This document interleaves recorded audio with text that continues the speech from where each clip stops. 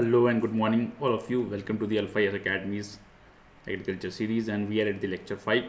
Today, we shall be discussing a topic called different types of irrigation and irrigation systems, storage systems देखेंगे.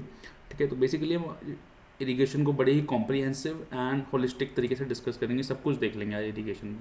तो basically पहले definition ही देख लेते हैं. तो इरिगेशन होता क्या है यार? बेसिकली आप पानी, भाई प्लांट की ग्रोथ को क्या चाहिए? पानी चाहिए.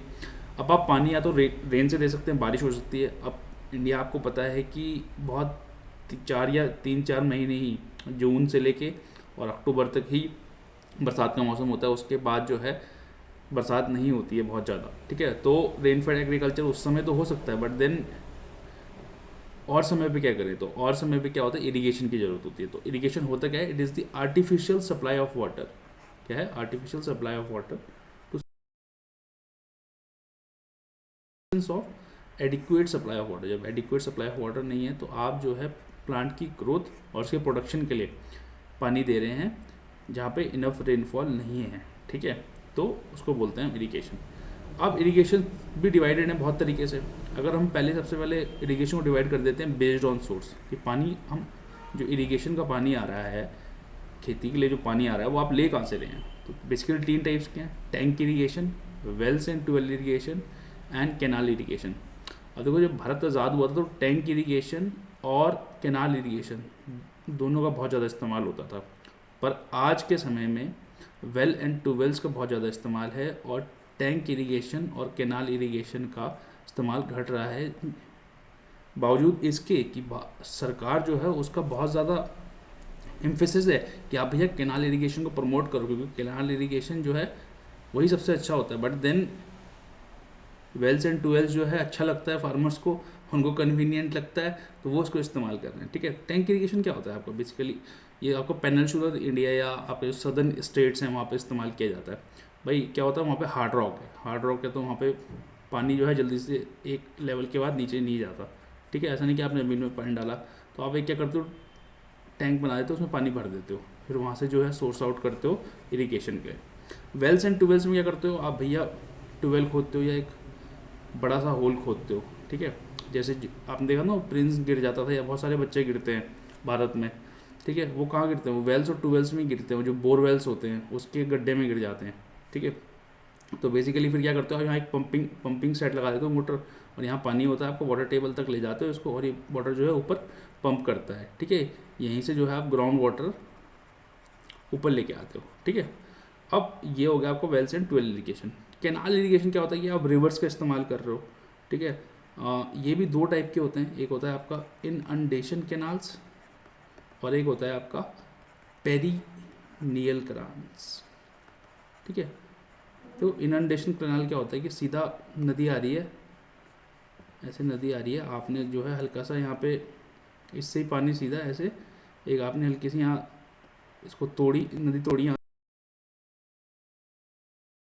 पेरिनियल कैनाल्स में क्या होता है? बेसिकली आपने एक बैरियर बना दिया, यहाँ पे बैरियर बना दिया, तो अब आपने वाटर का फ्लो जो है कंट्रोल कर रहे हैं, रोक दिया आपने, और इसके बगल से एक यहाँ पे नीचे कैनाल बना दिया. ठीक है, तो वाटर का जो फ्लो है वो इधर है, बट कैनाल किधर है? इधर है. तो इसको बोलते हैं पेरिनियल कैनाल्स. बेसिकली 1960s और 70s में यार बहुत ज़्यादा अच्छा यूज़ था कैनाल इरीगेशन का, बट देन मैंने आपको बताया कि वेल्स एंड ट्यूबवेल्स का जो है अब यूज़ बढ़ता जा रहा है. जबकि सरकार की जो पॉलिसी है वो ये है कि कैनाल इरीगेशन को प्रमोट किया जाए, टैंक इरीगेशन को प्रमोट किया जाए. ठीक है, तो ये थी irrigation system based on source. Then method of irrigation देख लेते हैं बेस्ड ऑन डिलीवरी सिस्टम. भैया आप पानी तो खेत पे ले आए, ये 3 क्या किया आपने कि आपका सोर्स कहाँ है, पानी कहाँ से है? अब आपका पानी जो है खेत पे पहुँच चुका है. अब आप उसको जो है इरीगेट कर रहे हैं, पानी लगाएंगे कैसे? तो 3 टाइप के होते हैं: सरफेस इरीगेशन, सब सरफेस इरीगेशन और माइक्रो इरीगेशन. सबसे अच्छा होता है माइक्रो इरीगेशन, बट देन सबके अपने अपने फ़ायदे हैं, अपने अपने नुकसान हैं. अगर हम सरफेस इरीगेशन की बात करें तो बेसिकली ये भी 4 टाइप्स के होते हैं: flood, border, furrow and basin. भाई फ्लड में क्या होता है? बेसिकली आप जो है पानी जैसे फ्लड्स में पानी आ जाता है ना, वैसे ही आ जाता है इसमें पानी. आप पाइप के थ्रू या किसी कैनाल के थ्रू जो है पानी जो है फील्ड में लगाते हो. आपने क्या हुआ, पूरे फील्ड में पानी फैला दिया. ठीक है, पूरे फील्ड में पानी कैसे फैल जाता है? जैसे फ्लडिंग हो रखी हो फील्ड की, उसको बोलते हैं हम फ्लड इरिगेशन। इसके फीचर्स क्या हैं, देखो यार, डेंसली पॉपुलेटेड जो प्लांटेड जो क्रॉप्स होते हैं वहाँ पे बड़ा इस्तेमाल होता है ये। ईजिली अवेलेबल वाटर है, ईजी है लगाने के लिए। जो सॉइल्स, किन सॉइल्स में इस्तेमाल होता है, जो परमिएबल होती हैं, आसानी से इरोड नहीं होती हैं। लेकिन ये वेल लेवल स्लोप्स पे इस्तेमाल नहीं किया जा सकता फ्लड इरिगेशन का, ठीक है। देखो दो टाइप से लैंड होगी ना आपकी, या तो वो वेल लेवल्ड होगी या वो स्लोपी होगी, ठीक है। फ्लड इरिगेशन का इस्तेमाल नहीं किया जा सकता वहाँ पे। Then border irrigation method, border irrigation method में क्या करते हो आप, आपने डॉल देखी है, देखो आपको समझाते हैं। ये है आपका, ऐसे आप क्या करते हो, मैं एक बॉर्डर बना देते हो ऐसे, डॉल सुनी होगी या मेड बना देते हैं, ठीक है। ऐसे करके आप जो है चारों ओर, और फिर यहाँ से पानी डालते हो, तो बेसिकली आपने क्या किया, एक बॉर्डर बना दिया, ठीक है। तो आप इसको बोलते हैं बॉर्डर इरिगेशन, ठीक है। अब फिर होता है फरो और रिजस इरिगेशन। गन्ना देखा आपने कैसे बोया जाता है। अब देखो आपकी फील्ड क्या थी, एक लेवल्ड फील्ड थी। अब इसमें आपने जो है फरोज बना दिए, फरोज ऐसे बनते हैं, ठीक है। बेसिकली वो दिखते कैसे हैं, ऐसे, सॉरी, ये और ये एक एंड है, ये दूसरा एंड है, ठीक है। तो ये फरो इरिगेशन है, ऐसे। ये क्या बन गया, आपके फरोज बन गए। इसके बीच में यहाँ पे जो है, कलर चेंज करते हैं, यहाँ पे जो है आप कुछ बोते हैं और इसी में पानी फ्लड करते हैं आप। बड़ा ही एफिशिएंट तरीका होता है ये फरो इरिगेशन, ठीक है। तो फरो इरिगेशन और बॉर्डर इरिगेशन को जो है आप बेसिकली स्टीप स्लोप्स पे भी इस्तेमाल कर सकते हो, ठीक है। फरो इरिगेशन में क्या होता है, ये फरोज हैं, ठीक है। तो ये हो गया आपका फरो इरिगेशन। फरो इरिगेशन में क्या है कि यार बेसिकली वाटर एफिशिएंसी बहुत अच्छी रहती है। रो क्रॉप्स के लिए आप इसको इस्तेमाल कर सकते हो। एक्सपेंसिव नहीं है मेंटेन करने के लिए, बट इसकी डिसएडवांटेज क्या है, ये बड़ी स्किल टाइप की चीज़ है, ये हर कोई नहीं कर सकता, इसमें आपको स्किल पर्सन चाहिए। देन जहाँ पे अनइवन लैंड है वहाँ पे ये एप्लीकेबल नहीं होगा, ठीक है। और इसमें बेसिकली प्रॉब्लम क्या होती है कि यहाँ पर और यहाँ पर बहुत पानी जमा हो जाता है, ठीक है। जो एंड्स होते हैं ना, वहाँ पर पानी बहुत जमा हो जाता है, ठीक है। फिर बात करते हैं बेसिन मेथड की। देखो बेसिन कुछ नहीं है, ये ऑर्चर्ड्स में इस्तेमाल होता है बेसिकली, जो बड़े बड़े ऑर्चर्ड्स होते हैं वहाँ पे इस्तेमाल होता है। इसमें होता क्या है, कुछ नहीं कि आप जो है ये आपका पेड़ है, आपने आम का पेड़ देखा होगा, आम के पेड़ के अराउंड कई बार आपने ऐसे देखा होगा कि ऐसे गोल सी एक गड्ढा सा, हल्का सा हम शैलो गड्ढा सा बना के यूँ बनाते, ताकि जो है वीड, उस पर वीड्स ना आए, साफ़ रहे उसके अगल बगल, जो फल यहाँ से गिरे वो सीधा ज़मीन पे गिरे, कहीं घास में ना गिर जाए। तो बेसिकली बस यहीं से पानी लेके आते हैं, इसमें यहाँ पानी भर देते हैं, ठीक है। तो इसी को बेसिन मेथड बोलते हैं। अब सब सरफेस मेथड कुछ नहीं होता, आप पानी के नीचे ये आपकी ज़मीन है, यहाँ आपने पाइप डाल दिए हल्के हल्के जिसमें छेद हैं, और इससे पानी जो है कैपिलरी एक्शन से ऊपर आ रहा है, ठीक है। कैपिलरी एक्शन से ऊपर आ रहा है, तो बेसिकली ये हो गया सब सरफेस। अब आते हैं तीसरे पे, माइक्रो इरिगेशन सिस्टम। बेसिकली ये होते तीन चार बेसिकली दो टाइप के होते हैं ये, ठीक है। एक होता है ड्रिप इरिगेशन सिस्टम और एक होता है स्प्रिंकलर इरिगेशन सिस्टम। देखो ड्रिप इरिगेशन सिस्टम को हम ट्रिकल इरिगेशन सिस्टम भी बोलते हैं। इसमें हम करते क्या हैं, सीधा जो प्लांट है उसकी जो रूट्स हैं उस पर ड्रॉप बाय ड्रॉप पानी डालते हैं, ठीक है। ऐसे आपका ड्रॉप, हल्की हल्की ड्रॉप पानी की इस पर डालते रहते हैं लगातार। और किस रेट से डालते हैं, उसकी स्पीड कितनी होती है कि जो इन्फिल्ट्रेशन स्पीड होती है सॉइल की, पानी की स्पीड उससे कम होती है, ठीक है। अब ड्रिप इरिगेशन भी बहुत सारे टाइप के होते हैं, 5 टाइप के होते हैं बेसिकली। तो वो अब आप नोट्स में देख सकते हैं उसको, अगर आपको इंटरेस्ट है पढ़ने में, बट देन आपको नाम पता होना चाहिए। अब उसके देख लेना एक बार नोट्स में जाके कि कितना इंपॉर्टेंट, मतलब क्या है वो, बस बाकी ज़्यादा इंपॉर्टेंट नहीं है, ठीक है। तो जैसे क्या होता है, सरफेस ड्रिप इरिगेशन होता है, सब सरफेस ड्रिप इरिगेशन होता है, फैमिली ड्रिप होता है, ऑनलाइन ड्रिप होता है, इनलाइन ड्रिप होता है, ठीक है। ये किस टाइप के इरिगेशन है, ये ड्रिप इरिगेशन सिस्टम। फिर होता है आपका स्प्रिंकलर इरिगेशन सिस्टम। स्प्रिंकलर में क्या होता है, ऐसे आपका लगा होता है स्प्रिंकलर होता है, ऐसे वो जो है घूमता रहता है, पानी का फोर्स रहता है नीचे से उसके ऊपर, वो घूमता रहता है। बेसिकली जैसे बारिश होती है ना, वैसे ही होता है, सिमिलर होता है स्प्रिंकलर इरिगेशन सिस्टम।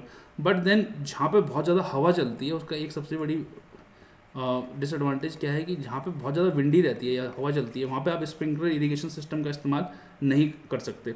ऐसे ये भी बहुत सारे टाइप्स के होते हैं, जैसे centre pivot, towel pivot, rain gun, impact sprinkler, popup sprinkler, linear move sprinkler, ठीक है। फिर और भी 2 टाइप के इरिगेशन सिस्टम होते हैं, ठीक है। एक होता है आपका बबलर। बबलर पता है क्या होता है? आप एयरपोर्ट्स गए होंगे, आपने देखा है कि ऐसे बेसिकली नीचे वहाँ का टैप कैसे होता है, ऐसे होता है। यहाँ पे टैप, यहाँ पे हल्का सा टैप लगा होता है, यहाँ पे एक बटन होता है, वो उसे दबाते हैं और यहाँ से पानी निकलना शुरू हो जाता है, ठीक है। इसी को ही बबलर इरीगेशन, बबलर बोलते हैं। जो एयरपोर्ट में पानी पीने वाले सिस्टम्स होते हैं ना, उसी को बबलर बोलते हैं, ठीक है। आपने दबाया और यहाँ से जो है प्रेशर से पानी आना शुरू हो जाता है, उसको बोलते हैं बबलर, ठीक है। पर प्लांट बेसिस पे इसमें पानी लगाया जाता है, ये अच्छी बात है। फिर एक होता है स्प्रे इरीगेशन, ठीक है। एक होता है आपका स्प्रे इरीगेशन। स्प्रे इरीगेशन क्या होता है भाई? आपने कॉलिन छिड़कते हुए देखा, या कॉलिन छिड़कते हो आप, या कोई भी स्प्रे या डीओ यूज़ करते हो, बस वैसे ही होता है स्प्रे इरीगेशन। किसका इस्तेमाल करता है? फॉगर्स का, मिस्टर्स का इस्तेमाल करते हैं लोग, ठीक है, जिसको हम स्पीटर्स भी बोलते हैं। अब यार देखो एडवांटेजेस क्या है माइक्रो इरीगेशन सिस्टम के, ठीक है। माइक्रो इरीगेशन क्यों ज़रूरी है? सबसे अच्छा इन सब में माइक्रो इरीगेशन है, बट देन उसका अपना फंडा है कि माइक्रो इरीगेशन एक तो कैपिटल इंटेंसिव है, ठीक है, उसमें स्किल्ड पर्सनल चाहिए, लेकिन उसकी जो वाटर यूज़ एफिशिएंसी है वो बहुत अच्छी है। उसमें जो है वाटर बड़े एफिशिएंटली यूज़ होता है माइक्रो इरीगेशन में, ठीक है। माइक्रो इरीगेशन में वाटर बड़ा एफिशिएंटली यूज़ होता है, बट देन उसमें कैपिटल इंटेंसिव है, आपको पाइप बिछाने पड़ेंगे, इनिशियल कॉस्ट थोड़ी सी ज़्यादा है, ठीक है। इसलिए जो है बहुत सारे लोग माइक्रो इरीगेशन सिस्टम नहीं लगाते हैं, ठीक है। लेकिन माइक्रो इरीगेशन सिस्टम में आपका क्या होता है? वाटर का सस्टेनेबल यूज़ होता है, ठीक है। आप जो है पानी को यूनिफॉर्मली अप्लाई कर पाते हैं, ठीक है। आपकी बिजली बचती है, ठीक है। आपका जो केमिकल एप्लीकेशन है वो इम्प्रूव होता है, वीड्स रिड्यूस होते हैं, डिजीजेस कम लगते हैं, ठीक है। जो टॉलरेंस ऑफ क्रॉप होती है सॉइल सैलिनिटी की, वो बढ़ जाती है, ठीक है। जो और एक्चुअली ये जो माइक्रो इरीगेशन है, इसकी सबसे अच्छी बात ये है कि आप किसी भी टोपोग्राफी या सॉइल टाइप में इसको इस्तेमाल कर सकते हैं, इसकी कोई लिमिटेशन नहीं है उस चीज़ को लेके। देन आप इसको ऑटोमेट कर सकते हैं, लेबर कॉस्ट आपकी घटती है और क्वालिटी और यील्ड अच्छी आती है इसमें, ठीक है। अब बात करते हैं factor influencing suitability of irrigation system, कि भैया अब आपने शुरू में क्या किया कि आपने पानी लाए, टैंक से लाए, ट्यूबवेल से लाए, कैनाल से लाए, अब आपने उसे अप्लाई कर दिया। कि कैसे अप्लाई किया? या तो आपने सरफेस किया, या सब सरफेस किया, या माइक्रो इरीगेशन किया। अब कुछ फैक्टर्स हैं कि भैया किस चीज़ पे आपने ये तो कर दिया, बट किस चीज़ पे डिपेंडेंट होगा कि आपका इरीगेशन बढ़िया रहा या नहीं रहा। तो बेसिकली 5 हेड्स हैं। एक हो गया आपका नेचुरल कंडीशंस, एक हो गया क्रॉप्स, एक हो गया टेक्नोलॉजी, और लेबर इनपुट्स कैसे रहे, और आपकी कॉस्ट कितनी है। इन सब पे डिपेंडेंट है कि इरीगेशन आपका कितना बेहतर रहेगा और कितना बेहतर नहीं रहेगा। जैसे सबसे पहले बात करते हैं नेचुरल कंडीशंस की। अब नेचुरल कंडीशंस में भी 5 टाइप में। देखो सबसे पहले है एक सॉइल टाइप, कि सॉइल किस टाइप की है। मान लिया अगर सैंडी सॉइल है, अब सैंडी सॉइल है, आपको पता है कि वाटर स्टोरेज कैपेसिटी उसकी कम है, वाटर होल्डिंग कैपेसिटी उसकी कम है, तो जल्दी पानी निकल जाएगा उसमें से, ठीक है। तो आपको ज़्यादा ही इरिगेशन देना पड़ेगा, ज़्यादा पानी देना पड़ेगा। बट देन वहीं पे अगर क्लेई सॉइल है तो उसका लो इन्फिल्ट्रेशन रेट रहता है, तो वहाँ को पानी कम देना पड़ेगा। देन स्लोप की बात करेंगे, अगर प्लेन लैंड है तो वहाँ पे आप वाटर एफिशिएंटली इस्तेमाल कर सकते हैं, ठीक है। फ्लड इरीगेशन का इस्तेमाल कर सकते हैं, सरफेस इरीगेशन का इस्तेमाल कर सकते हैं। बट देन अगर बहुत स्लोप है, स्टीप है, तो वहाँ पे आपको स्प्रिंकलर या ड्रिप इरीगेशन का इस्तेमाल करना पड़ेगा, वो ज़्यादा बेहतर है, ठीक है। आप जो है कंडीशन के अनुसार जो है अपना इरीगेशन सिस्टम भी चेंज करेंगे। अब आप यहाँ पे फ्लड इरीगेशन नहीं कर सकते। देन क्लाइमेट में क्या होता है कि भैया वहाँ उस जगह के में सनलाइट कितनी है, उसका टेम्परेचर कितना है, ह्यूमिडिटी कितनी है, विंड स्पीड कितनी है, ठीक है। मान लिया कहीं पे स्ट्रॉन्ग विंड्स बहती हैं, बहुत तेज़ विंड्स हैं, ठीक है। अगर बहुत तेज़ विंड्स हैं तो आप जो है स्प्रिंकलर का इस्तेमाल नहीं कर सकते। वहाँ पानी गिरेगा नहीं, मतलब हवा के साथ बह गया, वहाँ पे आपको ड्रिप या सरफेस इरीगेशन का इस्तेमाल करना पड़ेगा। देन वाटर एप्लीकेशन एफिशिएंसी मतलब आप जो है वाटर एफिशिएंसी ज़्यादा किस में आती है आपकी, ऑफकोर्स सी बात है स्प्रिंकलर एंड ड्रिप इरीगेशन में आती है। अगर तो आपके पास ऑप्शन है कि आप स्प्रिंकलर एंड ड्रिप इरीगेशन इस्तेमाल कर सकते हैं, तो वही इस्तेमाल करें, क्योंकि उसकी जो वाटर एफिशिएंसी है वो बढ़िया है, कम पानी में अच्छा फसल उगती है आपकी, ठीक है। देन वाटर क्वालिटी पे भी डिपेंडेंट है कि आप कौन सा इरीगेशन सिस्टम इस्तेमाल करेंगे। अगर तो पानी में जो है बेसिकली आपका कंकड़ है, सेडिमेंट्स है, तो सेडिमेंट्स क्या करेंगे, वो पाइप्स को क्लॉग कर देंगे, तो आपका ड्रिप और स्प्रिंकलर इरीगेशन हो ही नहीं सकता अगर पानी में सेडिमेंट ज़्यादा है, ठीक है। और अगर कहीं पे लीचिंग की प्रॉब्लम ज़्यादा है कि पानी जो न्यूट्रिएंट्स हैं वो लीच आउट हो जाते हैं पानी के साथ, वहाँ पे ड्रिप एंड स्प्रिंकलर इरीगेशन बहुत अच्छा है, ठीक है, क्योंकि सरफेस इरीगेशन वहाँ पे काम नहीं करेगा, ठीक है। जहाँ पे सॉल्ट्स बहुत ज़्यादा होते हैं, वहाँ पे ड्रिप का अच्छा काम करता है, ठीक है। तो बेसिकली आप जो है चेंज करते हैं कि वाटर की क्वालिटी पे भी आपकी इरीगेशन सिस्टम डिपेंड करते हैं। देन क्रॉप्स की बात करते हैं कि क्रॉप कैसा है। देखो कई क्रॉप्स होते हैं वो वाटर इंटेंसिव होते हैं, दो टाइप के क्रॉप होते हैं कि उन्हें एक तो वाटर इंटेंसिव क्रॉप्स होते हैं कि पानी ज़्यादा चाहिए, कुछ को पानी कम चाहिए होता है। तो बेसिकली जैसे आपका चावल है उसे पानी बहुत ज़्यादा चाहिए होता है, ठीक है। वहीं पे वीट है, वेजिटेबल्स हैं, उन्हें पानी इतना नहीं चाहिए होता। तो बेसिकली आप उस पर भी डिसाइड करते हैं, जहाँ पे पानी ज़्यादा चाहिए वहाँ पे आपको हो सकता है कि सरफेस इरिगेशन देना पड़े। वहाँ पे आपका बेसिकली राइस है, वहाँ पे हो सकता है कि आपका ड्रिप इरिगेशन और स्प्रिंकलर इरिगेशन काम ना कर पाए, ठीक है। बेसिकली 4 स्टेजेस होती हैं क्रॉप्स की, ये भी देखनी पड़ती हैं आपको। Initial stage, crop development stage, mid season और लेट सीजन। तो इनिशियल स्टेज मतलब जब शुरुआत में ही, तो वहाँ उस समय आपको पानी कम चाहिए होता है। देन जब आप क्रॉप डेवलपमेंट स्टेज में आते हो, जब क्रॉप डेवलप होना शुरू करता है तो कंजम्पशन जो है पानी का बढ़ जाता है। देन मिड सीजन में क्या होता है कि आपका जो वाटर कंजम्पशन है वो पीक पे पहुंच जाता है मिड सीजन में, बट लेट सीजन में जब उसका हार्वेस्टिंग का समय आता है तब भी आपको पानी कम चाहिए। देन क्रॉप सेंसिटिविटी की बात करते हो, हर कोई सेंसिटिव है, क्रॉप भी सेंसिटिव है। क्रॉप भी बोलता है कि यार आप मेरी ज़रूरत को समझो और उसी हिसाब से मुझे पानी दो, यही होती है क्रॉप सेंसिटिविटी। एक होता है आपका क्रॉप वाटर यूज़ होती है एक चीज़। क्रॉप वाटर यूज़ क्या होती है, उसको इवेपोरेशन, क्रॉप वाटर यूज, उसको इवेपो ट्रांसपिरेशन भी बोलते हैं। उसका मतलब होता है कि क्रॉप को अपनी ग्रोथ और कूलिंग के लिए कितना पानी चाहिए, ठीक है। और क्रॉप की सेंसिटिविटी या क्रॉप को कितनी नीड है पानी की, आप उतना ही दें, ठीक है। अगर उसे ज़्यादा चाहिए तो आप फ्लड दे दें या सरफेस इरिगेशन दें, उसे कम चाहिए तो ड्रिप और स्प्रिंकलर का इस्तेमाल करें। फिर बात बचे 3, ठीक है। टेक्नोलॉजी में देखो बेसिकली आज के टाइम पे आप टेक्नोलॉजी इस्तेमाल कैसे कर रहे हो। ड्रिप और स्प्रिंकलर जो इरिगेशन है बेसिकली वो उसमें आपको टेक्नोलॉजिकली नो हाउ चाहिए, ठीक है। ऐसा नहीं कि फड़वा लिया और डॉल बनाई और पानी लगा दिया, नहीं, उसमें आपको पाइप लगाने पड़ेंगे, उसको मेंटेन करना पड़ेगा। उस कहीं कहीं बहुत जगह तो ऑटोमेट होता है, क्योंकि जितना अच्छा ऑटोमेशन होगा उतनी अच्छी फसल मिलेगी आपकी। बड़ा कैपिटल इंटेंसिव होता है वो, ठीक है, और बट एफिशिएंट होता है, ठीक है। अगर आप जो है बेसिकली जो सरफेस इरिगेशन है उसको इस्तेमाल करते हैं तो उससे ज़्यादा एफिशिएंट होता है कौन सा, आपका drip and sprinkler irrigation. Then labour inputs की बात करें तो सरफेस, अगर आप सरफेस करेंगे तो भैया आपका जो लेबर इनपुट होता है वो ज़्यादा आएगा, ज़्यादा लेबर लगती है। अगर आप स्प्रिंकलर या ड्रिप इरिगेशन करेंगे तो आपकी लेबर कम लगती है, ठीक है। अब सरफेस में आपको लैंड लेवलिंग करना पड़ता है, लैंड को बराबर करना पड़ता है, रेगुलर मेंटेन करना पड़ता है। ड्रिप और स्प्रिंकलर में ये दिक्कत नहीं आती, ठीक है। और जैसे अगर आप फरो इरिगेशन ले, वहाँ पे भी जो है लेबर और वाटर की रिक्वायरमेंट बहुत ज़्यादा होती है। देन आप कॉस्ट की बात करते हैं तो माइक्रो इरिगेशन सिस्टम्स महंगे होते हैं, ठीक है, लेकिन सरफेस में आपको ज़्यादा पैसा नहीं लगता। But then at the end of the day अगर आप कॉस्ट बेनिफिट एनालिसिस देखेंगे तो माइक्रो इरिगेशन सिस्टम्स का बहुत अच्छा होता है। अब बात करते हैं स्टोरेज इरिगेशन सिस्टम, कि पानी आपने स्टोर कर दिया, वहाँ से आप इरिगेशन सिस्टम के लिए पानी इस्तेमाल कर रहे हैं। सबसे पहला होता है डैम्स, आपने बांध बना दिया, बांध से आप पानी ले जा रहे हैं कहीं भी।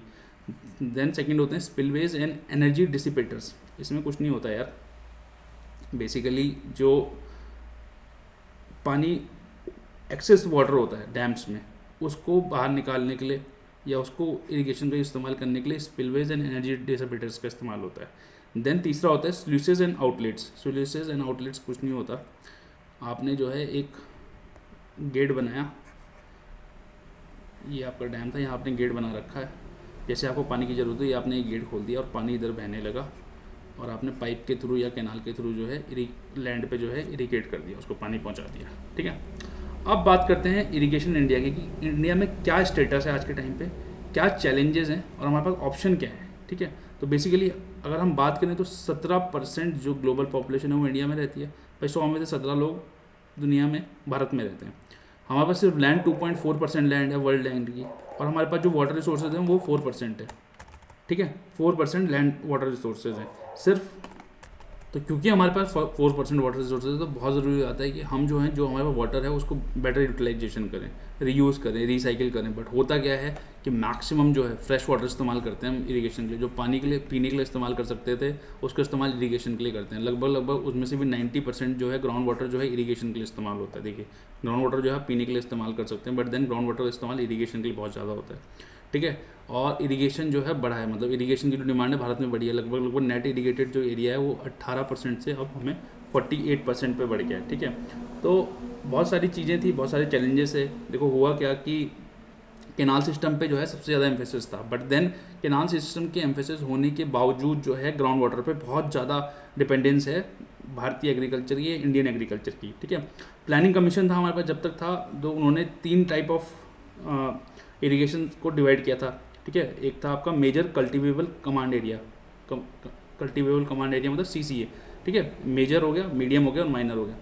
उसी में जो 1950s और 1951 में जो पॉलिसी आई थी, जब भारत आज़ादी हुआ था, तो कमांड एरिया पे बहुत ज़्यादा फोकस किया गया था कि कमांड एरिया को आप इरिगेट करो, किससे करो, कैनाल से करो। बट देन कैनाल्स पे जो डिपेंडेंस है वो रिड्यूस हुई है। 1951 की अगर मैं आपकी बात करूँ, 1951 में हम लोग लगभग 40% लैंड को या 40% आप कह लीजिए कि 40% डिपेंडेंस थी हमारी, या लगभग अगर हम 100 हेक्टेयर में से जो है 40 जो है कैनाल से इरिगेट करते थे, बट आज ये घट के 24% रह गई है, ठीक है। तो बेसिकली जो पार्ट है कैनाल इरिगेशन का वो 40% से 24% हो गया, कम हो गया, ठीक है। और ग्राउंड वाटर तो भैया राइस पे है और लगातार राइस पे है, जो कि एक कंसर्न भी है मैं, ठीक है। चैलेंजेस क्या है इरिगेशन के इंडिया में? देखो, सबसे पहली बात तो कि डिप्लेशन ऑफ वाटर टेबल। अब भैया क्योंकि वाटर आपका ग्राउंड वाटर पे बहुत ज़्यादा डिप्लेशन है और डिपेंडेंस है। अब ग्राउंड वाटर तो आपने सकअप कर लिया नीचे से, अब भाई नीचे भी तो पानी लिमिटेड है, तो अब क्या किया? कल तक वाटर टेबल यहाँ थी, आज यहाँ आ गई, तो क्या हुआ? डिप्लेशन ऑफ वाटर टेबल बहुत कम हो गई। States like Uttar Pradesh, Punjab, Uttarakhand, they are highly dependent on ground water irrigation, ठीक है। उससे क्या होता है कि डिटोरेशन ऑफ वाटर रिसोर्सेज होता है, पैडी वहाँ पे बहुत ज़्यादा होती है। देन एक और कारण है इसका कि फ्री इलेक्ट्रिसिटी, कि भैया इलेक्ट्रिसिटी फ्री थी या सब्सिडाइज रेट पे थी, लोगों ने पंप्स लगाए और ग्राउंड वाटर का इस्तेमाल करना शुरू कर दिया। सरकार को भी ज़्यादा काम नहीं करना पड़ा। तो बट देन हमारे पास उसका आज एंड रिजल्ट क्या है कि वाटर टेबल डिप्लीट होती जा रही है। कई जगह पे तो बहुत ज़्यादा दिक्कत आ गई है, ये बहुत कम हो गई है। Then uneven rainfall distribution. भाई अनइवन रेनफॉल डिस्ट्रीब्यूशन, कहीं पे बारिश बहुत ज़्यादा होती है, कहीं पे बहुत कम होती है। जहाँ पे तो बारिश ज़्यादा हुई वहाँ पे तो ठीक है, बट देन जहाँ पे कम हुई वहाँ पे तो दिक्कत हो जाती है। वहाँ पे कहाँ से आप लाएंगे? तो रेनफॉल डिस्ट्रीब्यूशन अनइवन होने की वजह से भी जहाँ पे कम हुई वहाँ पे आपको इरिगेशन ज़्यादा देना पड़ता है। और लगभग आज भी हमारा 31% जो कल्टिवेबल एरिया है वो रेन फेड है, इतना इरिगेशन पे एम्फेसिस होने के बाद भी, कि that is totally dependent on rainfall. 10 poor irrigation efficiency, ठीक है। पानी चाहिए था 1 यूनिट, वहाँ पे हम दे रहे होते हैं 10 यूनिट, ठीक है। और जहाँ 10 यूनिट चाहिए होता है वहाँ हम 1 यूनिट दे रहे होते हैं। तो वाटर यूज एफिशिएंसी जो है हमारी सही नहीं है। Then there is huge gap between created and utilize irrigation potential. अब हमने बोला कि हम जो है 5000 क्यूबिक टन पानी सप्लाई कर सकते हैं एक पर्टिकुलर डैम से, ठीक है। बट देन पता लगा सप्लाई कितना हो रहा है, 100,000 क्यूबिक टन ही हो रहा है। उसे हम सप्लाई नहीं कर पा रहे हैं, हमारा पानी है बट देन उसे हम यूटिलाइज नहीं कर पा रहे हैं। Then frequent droughts and ground water over use तो है ही है। भाई फ्रीक्वेंट ड्रॉट्स की अगर मैं बात करूँ तो 1950 से 1989 तक की 10 मेजर ड्रॉट्स हुए।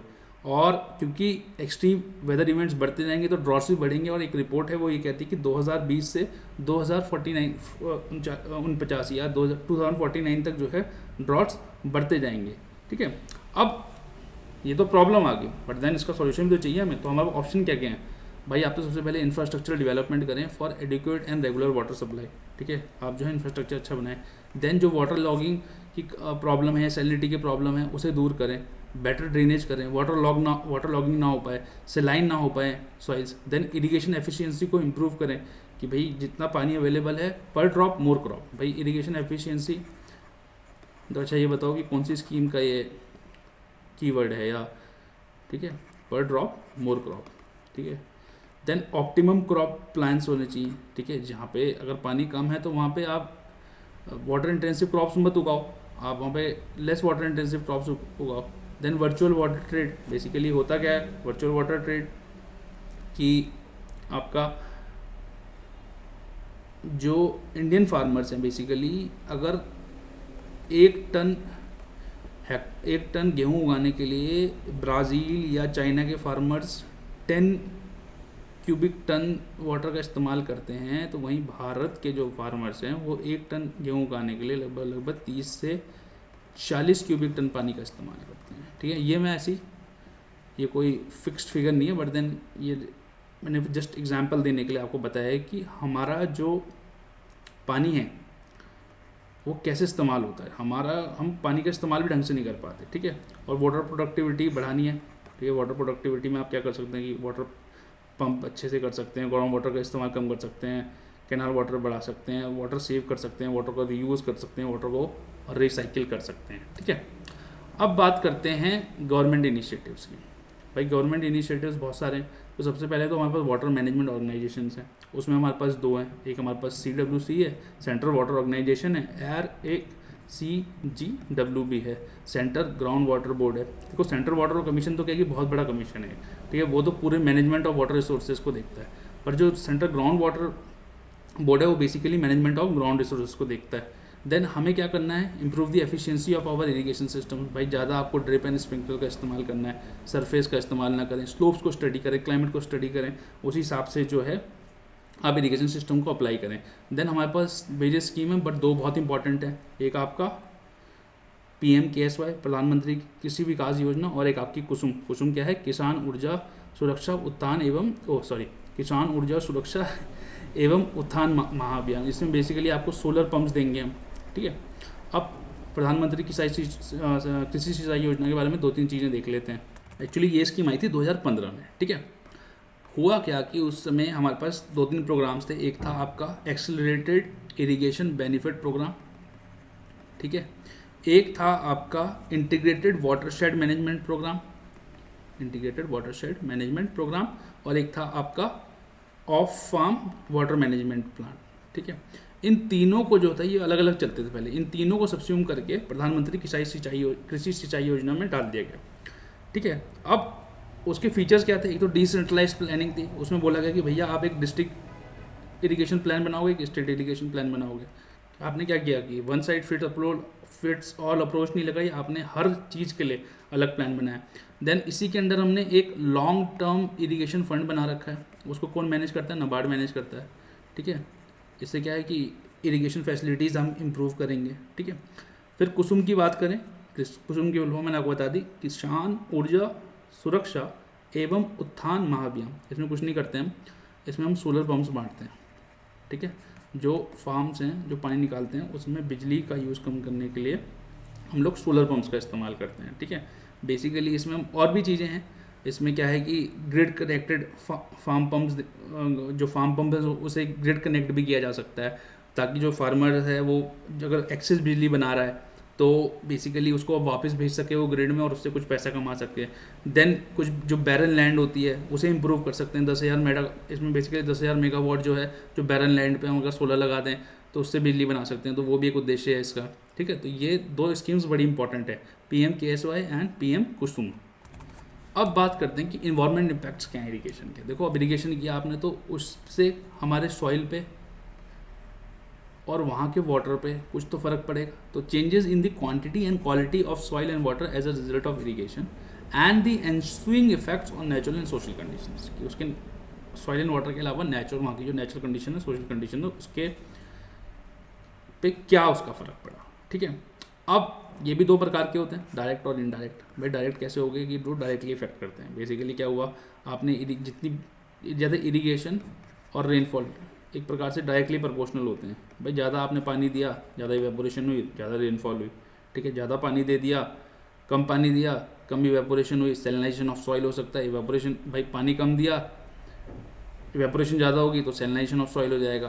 तो बेसिकली जो आपका इरिगेशन है that is directly proportional to rainfall, भाई जितना देखा गया है ये बेसिकली। देन इनडायरेक्ट इफेक्ट्स की बात करें तो भैया आपने ग्राउंड वाटर निकाल तो लिया, आपने इरिगेट कर दिया, आपने जो है बेसिकली उगा ली अपनी फसल, बट आपको कुछ अभी दिख नहीं रहा है। बट देन एक दिन आपको पता लगा कि सैलिनाइजेशन ऑफ सॉइल हो गया, आपकी सॉइल सैलाइन हो गई। ठीक है, जो वाटर टेबल थी वो नीचे आ गई। ठीक है, ये कोई एकदम एविडे क्या बोलते हैं, एकदम दिखते नहीं है effect, but then long terms में इफेक्ट दिखने शुरू हो जाते हैं। तो ये हो गया आपका इनडायरेक्ट इफेक्ट्स। ठीक है, अब बात करते हैं वाटर पॉलिसी की। देखो यार, वाटर पॉलिसी आप जो है बेसिकली अगर कोशिश करें कि ये नोट्स में दी गई है। नोट्स कहाँ से मिलेंगे आपको? नोट्स आपको बेसिकली मिलेंगे हमारी साइट्स पे, हमारे टेलीग्राम चैनल पे, नहीं तो इस लेक्चर के एंड में एक नंबर दिया गया, आप उस नंबर पे मैसेज करेंगे, हम आपको नोट्स भेज देंगे। ठीक है, और कोई भी डाउट होता है तो आप उसको पूछ सकते हैं कमेंट बॉक्स में। ये आप बेसिकली पढ़ लेना, बट देन मैं आपको बता देता हूँ इसको पढ़ना कैसे है। देखो, नेशनल वाटर पॉलिसी पहले सबसे पहले 1987 में बनी, फिर 2002 में आई और 2012 में आई। ठीक है, तो ऐसी इवोल्यूशन हुआ है। आपको पढ़ना है 2012 की पॉलिसी, ठीक है। ये इसके सेक्टर्स हैं कि वाटर रिसोर्सेज में क्या हमने काम किया, इंफॉर्मेशन सिस्टम कैसा होना चाहिए। देखो पहले क्या था, पर्सपेक्टिव क्या थे, पहले नेशनल पर्सपेक्टिव में काम होते थे बस 2002 की और 1987 की पॉलिसी में, बट 2012 की पॉलिसी में पर्सपेक्टिव को एक्सपैंड किया गया और इंटीग्रेटेड पर्सपेक्टिव की बात की। देन इंफॉर्मेशन सिस्टम की बात की, देखो पूरा नहीं पढ़ना है, इंफॉर्मेशन कैसे करना है, इंटीग्रेटेड इंफॉर्मेशन होनी चाहिए, अच्छा इंफॉर्मेशन का डिसेमिनेशन होना चाहिए। देन वाटर रिसोर्सेज प्लानिंग की बात करें अगर हम, तो कैसा होना चाहिए आपका, इंटीग्रेटेड वाटर रिसोर्स मैनेजमेंट होना चाहिए, रिवर बेसिन सब बेसिन सबको आपको अकाउंट में लेना चाहिए। तो इसको आप ऐसे पढ़ना, ठीक है। ये टेबल दिया गया वहाँ पे पढ़ लेना, अगर आप कंपेयर करना चाहे तो कर सकते हैं, बट नेशनल वाटर पॉलिसी 2012 तो 2-4 पॉइंट्स, 10 पॉइंट तो 5-7 या 10 पॉइंट तो आप अपने पास बना के उसको रख लें, जो भी आपको याद रख सको आप, ठीक है।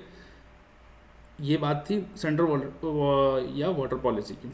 अब हुआ क्योंकि 2012 में पॉलिसी आ गई, बट देन सेटिस्फेक्शन तो होता नहीं है, अभी भी हमें जो है अच्छी वाटर पॉलिसी की ज़रूरत है, उसमें भी कुछ जो है दिक्कत है उस नेशनल वाटर पॉलिसी में। कौन सी, 2012 वाली में। तो हमें 2001 अपडेटेड वाटर पॉलिसी क्यों चाहिए, एक तो जो है उसमें प्राइवेटाइजेशन ऑफ वाटर यूज़ की बात तो कर दी, बट देन उसको डिफाइन नहीं किया उन्होंने, ठीक है। एग्रीकल्चर को जो है ढंग से उसने पॉलिसी पैरामीटर्स पे नहीं लिया, रिवरटाइजेशन की बात नहीं की गई, टेक्नोलॉजिकल इनोवेशन है जैसे सेंसर्स का इस्तेमाल, GIS, सैटेलाइट इमेजनरी, इसको ढंग से उन्होंने डिफाइन नहीं किया, इसका ढंग से यूज़ नहीं किया। टेक्नोलॉजिकल इनोवेशन तो आज की नीड है, बट नेशनल वाटर पॉलिसी जो कि 2012 में आई थी, उसमें भी टेक्नोलॉजी की इतनी बात की नहीं की गई। देन वाटर बजटिंग, ठीक है, वाटर बजटिंग की बात नहीं की गई। देन अभी भी जो बेसिकली इरिगेशन का या वाटर पॉल्यूशन जो है उस पर फोकस ढंग से नहीं हुआ है, ठीक है। इनफैक्ट उन्होंने जो आपका पॉल्यूटर पेज प्रिंसिपल है इन्वायरमेंट का, उसको भी अभी इम्बाइब नहीं किया है। बेसिकली आज के अनुसार वो जो 2012 की पॉलिसी है वो आउटडेटेड होती जा रही है कुछ पैरामीटर्स पे, ऐसा नहीं कि पूरी की पूरी आउटडेटेड हो गई, कुछ पैरामीटर्स पे जो है वो आउटडेटेड हो गई है, ठीक है। तो उसको जो है इम्प्रूव करने के लिए आप ये सब चीज़ें कर सकते हैं। देन भाई देखो पानी के लिए आपका वे फॉरवर्ड क्या है, तो बेसिकली पानी का मैनेजमेंट आप सबसे पहले तो आप हाइड्रोलॉजिकल बाउंड्रीज के अनुसार करें, जो आपकी एडमिनिस्ट्रेटिव या पॉलिटिकल बाउंड्रीज हैं उसे ना देखें आप, जो आपकी हाइड्रोलॉजिकल बाउंड्रीज हैं, पानी की जो हाइड्रोलॉजिकल बाउंड्रीज बनाएं उसके हिसाब से जो है वाटर मैनेजमेंट करें, तो आपका बेटर मैनेजमेंट होगा। तो management should be according to hydrological boundaries. Then building consensus, देखो आपने देखा होगा कि लड़ाई चलती रहती है स्टेट्स के बीच में, कर्नाटका केरला के बीच में, कर्नाटका तमिलनाडु के बीच में, किसको, पानी को डिवाइड लेके, ठीक है। बट देन उसको लड़ाई से तो कुछ होगा नहीं, कुछ हल नहीं निकलता, चीज़ें खराब भी होती हैं। तो आप क्या करें, कंसेंसस बिल्ड करें स्टेट्स में। देन वाटर कंजर्वेशन को प्रमोट करें, वाटर हार्वेस्टिंग को प्रमोट करें, लोगों को समझाएं कि भैया देखिए आप जो है जुडिशियस यूज़ करें, वाटर का ढंग से इस्तेमाल करें, क्योंकि ये लिमिटेड क्वांटिटी में है। भाई हो सकता है कि पानी बहुत ज़्यादा हो धरती पे, बट देन उसमें से यूज़ करने लायक बहुत कम ही है हमारे पास, 1% के आसपास है बस। देन मल्टीपल यूज़ करें वाटर का। देन जो ट्रेडिशनल वाटर बॉडीज़ हैं उसको आप रिज्यूमिनेट करें, रिवाइटलाइज करें, जैसे आपका बाउलीज हो गई, ठीक है। बहुत सारी आपकी जो होती हैं छोटी छोटी स्ट्रीम्स होती हैं जो कि गंदगी की वजह से अंडरग्राउंड हो जाती हैं, आप उसको रिवाइटलाइज कर सकते हैं, वहाँ पे पेड़ पौधे लगा सकते हैं, ठीक है। ऐसे भी उत्तराखंड में एक व्यक्ति थे, उन्होंने लगभग 100 जो स्ट्रीम्स थी उनको दोबारा ज़िंदा किया, वहाँ पे दोबारा पानी आने लगा। तो बेसिकली आप रिज्यूमिनेट कर सकते हैं। देन जो आपको ग्राउंड वाटर मैनेजमेंट होना चाहिए वो पार्टिसिपेटरी होना चाहिए। ऐसा नहीं कि आपने इसमें आपका गवर्नमेंट के लोग और लोकल लोग दोनों का पार्टिसिपेशन होना चाहिए, क्योंकि लोगों की जो ग्राउंड पे जो काम कर रहे हैं, जो फार्मर्स हैं या जो लोग हैं, उनकी सहायता के बिना आप ग्राउंड वाटर मैनेजमेंट ढंग से नहीं कर पाएंगे। तो ये सारी बात थी इरिगेशन की। Thank you all for watching. I wish you a very good day ahead. Keep smiling, keep healthy, work hard and be happy, and we shall see you tomorrow. Bye bye, take care. And if you want notes, so this is the number 8630711706. You can text us, you can ask anything. If you want the guidance, anything related to UPSC, you can ask us. Thank you. Bye bye. Jai Hind.